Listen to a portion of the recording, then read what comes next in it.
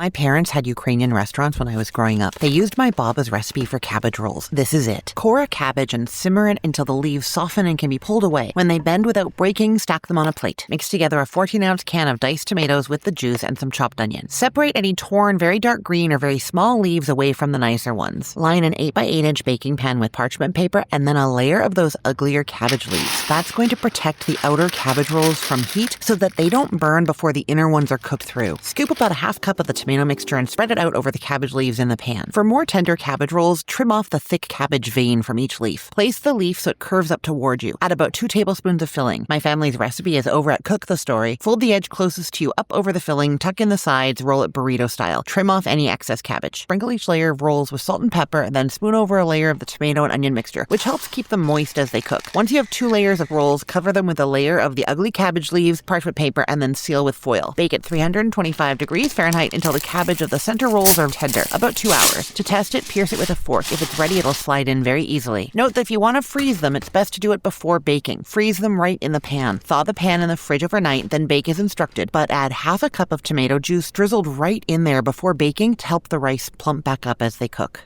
Get more taste-easy recipes at cookthestory.com.